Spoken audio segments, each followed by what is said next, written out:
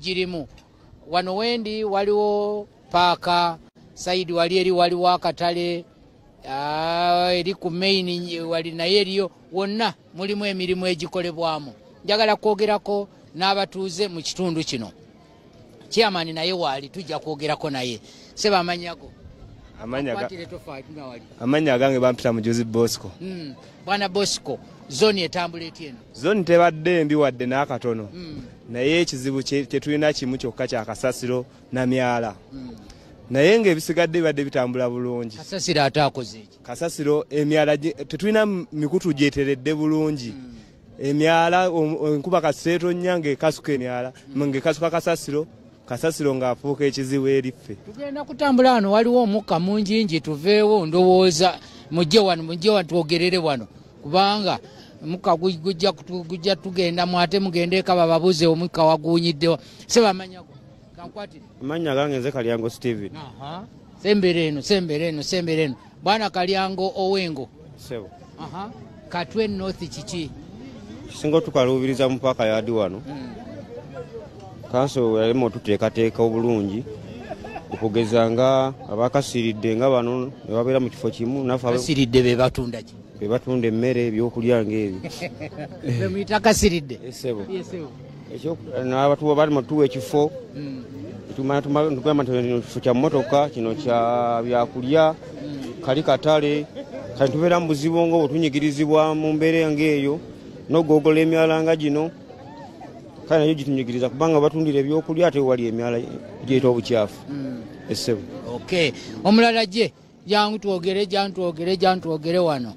Seba amanyago. Amanya nze Jemba Simon. Yakutunula wali eri biki ebikyabasomooza mu zoni yamu? Ebitusomooza tetuyina mu ddwaliro ddagala. Bwe tugendayo batugamba tugende tugule eddagala mu gundi ate ng'abamu tetuyina busobozi. Oba mwagala lya bwereere?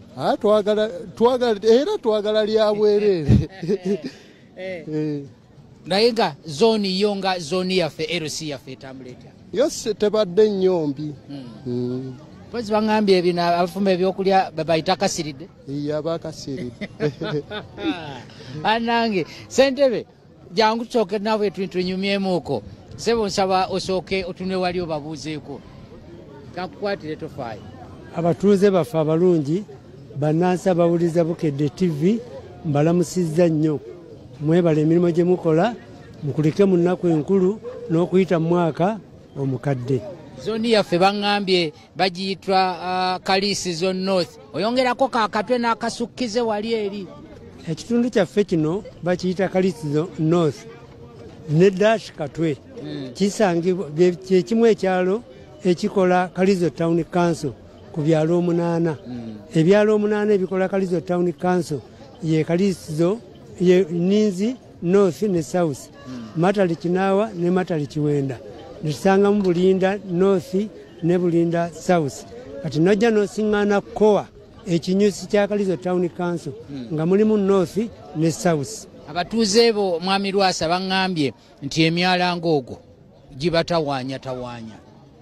Ebyo byonna bisibe bituufu emyala gibatawaanya era amazzi gaviira ddala ku ekereziya ne gajja ne kakuŋŋaanya naye yembeera y'ensi kati we tuli ne gavumenti bweri kubanga bw'oteebereza Town Council sente zibaziwa ez'okuyoola kasasiro n'okulongoosa ekibuga ntono nnyo ate ezimu zijja mbiwaguwagu mu mwaka ne bafunamu emirundi 4.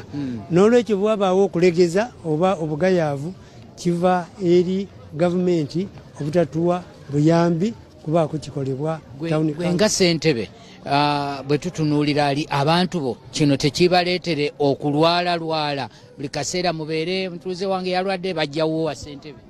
Okutwalira wamu abantu balwala naye okumanya nti embeera mbi tubaamu n'emisujja egy'ensiri ne tubaamu n'emisujja egy'ebisolo era bwe emyalo egisunsulwamu kasasiro naye obwera bwe bigamba nti bwe buzibu gavumenti butatuweereza ssente kubanga abantu basasula licensi, basasula property tax, basasula ne licensi, ebintu bingi bye basasula munsi. Naye gavumenti tetuwa bwenkanya abantu kukola ki. Yes, waliwo ebintu ebimu ffe ngaffe abantu twekolera ffe. Wakati kyembadde ngenda okugamba nti bo ng'abantu bo bakozeewo ki? Abantu bakoze balongoosa nga bwe bakolera wano ne balongoosa. Naye amaanyi agajja bwe tuba tukuŋŋaanyiriza okutuuka ku diping site awe wali obuzibu kuba kyetaagisa mafuta. Kyamani ngenda kuddira kansooka enjogereko n'abaami bano. Seba amanyago. Manya gange nze Kirisa Joseph. Bwana Joseph okola mulimu ki? Ndi musajja dereva. Eno ewombe eno ye park eno gye bangambye ye park yard. Eno park yard. Park yard. Ng'erabika ng'etali nteeketeeke bulungi.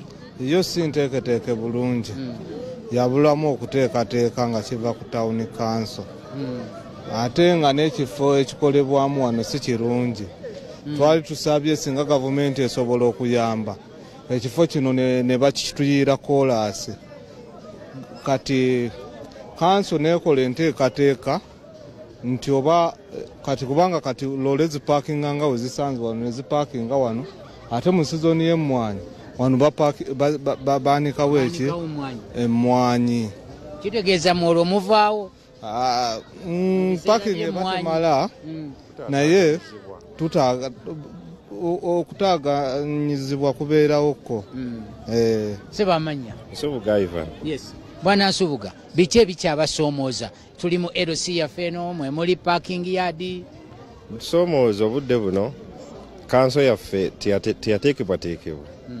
Baddira abantu b'emmere, ab'ebyennyanja, banjukya kasooli, baddereeva, banyanika mmwanyi batuteeka awantu wamu. Muli wantu wamu. Mu bufunze nti tutaataaganyizibwa nnyo ogenda okujja okupaakinga emmotoka ono ataddewo emmere abamu bagirinnya ate tudda mu kuliwa ne tusasula emisango so lwali tusaba singa kibadde kisoboka ne batwawulamu ab'emmere ne babateeka ewaabwe ne baddereeva ffe ngaffe abalina emmotoka bateeka sayidi eyaffe. Walinda bawo w'emmamba wensoose n'okulaba enkejje nga bazisiika omuntu n'aziryanga emberenge. Butereevu. So tutaataaganyizibwa nnyo kale lumu bannaffe batomera ebintu naye ali takigenderedde n'abitomera so siwe tusaba singa kibadde kisoboka ne batuteekateeka ne batwawulamu. Essewo. Seba amanya. Manya Ssenyonga Tom. Bwana Tom bitambula bitya? Bitambula by'okutwaliza awamu. Ekisinga okunnuma town council yaffe yeekaliisizo kiringa ddundiro kiringa kyalo.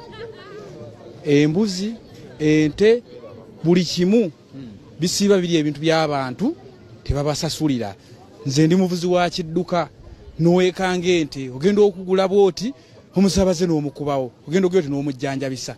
Simanyi ba town council ddundiro tewabate abakulu bakole ekisoboka. Ovuga ekiro ogenda okukuba ettaala bwoti embuzi ne zisala. Kitegeera? Town council buli kimu ekiri. Buli kimu ekiri ddundiro. Town council namba.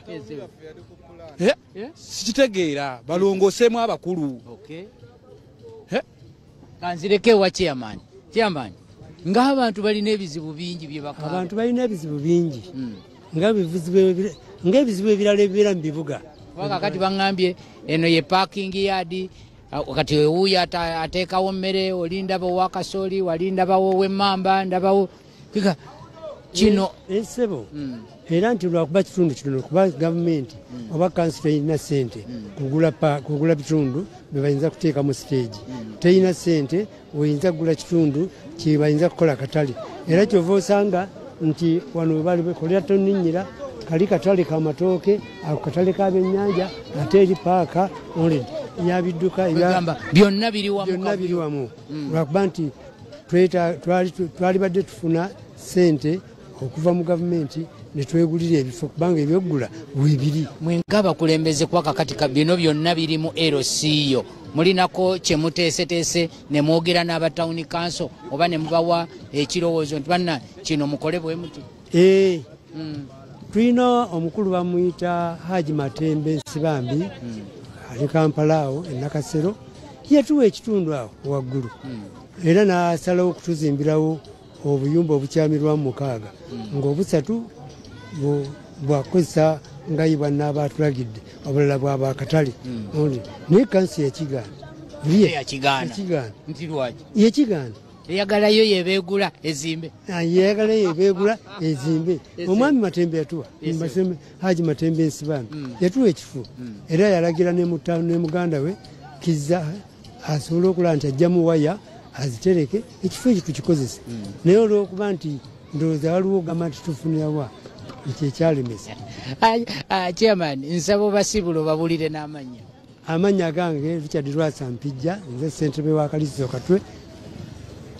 N'olwekyo nsaba abantu bonna banaaba bawulidde pulogulaamu eno bwabaawo abeetaaga okutudduukira batudduukirire kubaira tusaba buyambi ebyokwerinda tubyagalamu ki ebyokutulongoosa ekibuga nabyo tubyetaaga kubanga twandyetaaze emmotoka eyola kasasiro awatali kugipangisa.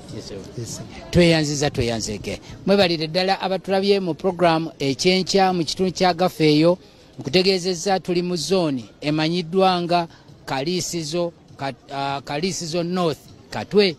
Njagala bazzaayo mu studios nze Terakaya munnange Deo Kyaligonza yali ku kamera banange olunaku olulungi.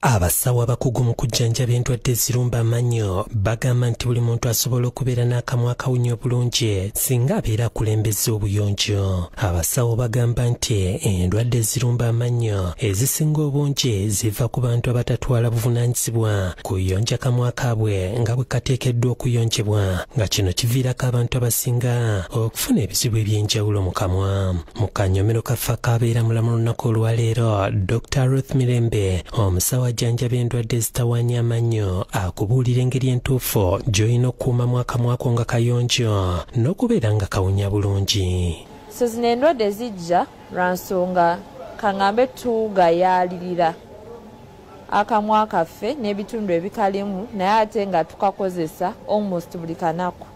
So ne weesanga nti ebyo ebizibu ebijja mu kamwa kaffe bibeerawo lwa nsonga tetutwala buvunaanyizibwa ffe ng'abantu okukuuma akamwa kaffe nga kali mu mbeera nnungi.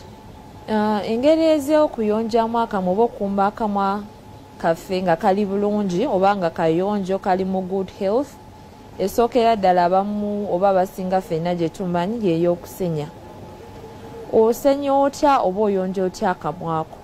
Abamu bakifuula nti tteeka teokwata akasenya oba ku makya oba otya n'oyisaayisaamu n'omaliriza. Naye okozesa kasenya ki? Akasenya nako k'okozesa kamataringa. Ddagala ki ly'okozesa? Osenya ddi era osenya otya? Si nti tteeka liri awo nti keera ku makyafu na kyonna ky'okutta oba kati oba lwowagiisa mu kamwa amannyo gateredde genda nedda mukwano. Akasenya ke weetaaga ke kasenya nga tekakaluba nnyo lwa nsonga akasenya bwe kaba nga kakaluba nnyo kagenda kukosa ekibuno kyo kakose n'amannyo go. Abamu balowooza nti gye kakoma okukaluba gye kakoma okulongoosa ennyo.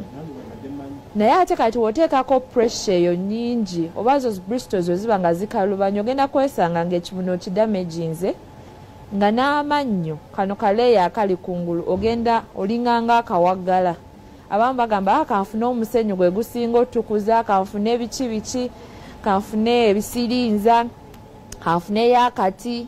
Buli pressure nnyingi gy'oteeka ku kamwako kiringanga gogamba nti kanfune ekinja nkyekute mu feesi etukule. Era impact eyo ekinja kyegenda oleeta ku feesi ogenda kiraba, egenda lekamu amabwa, ogenda lekamu ng'ebabuukirira ebyo byonna.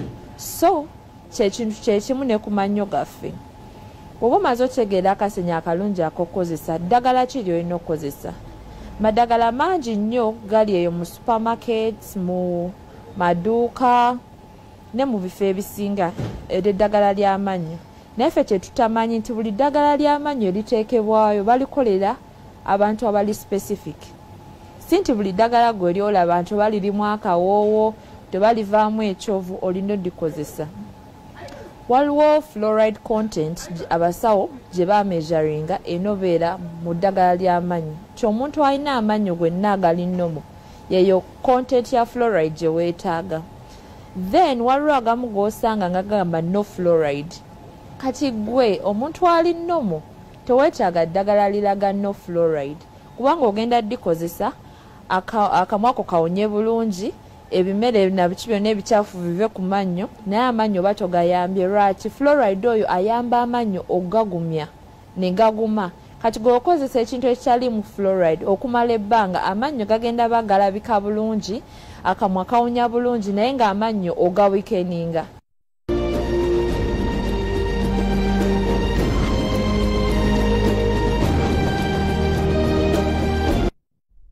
Ekyenkya kikutuusiddwako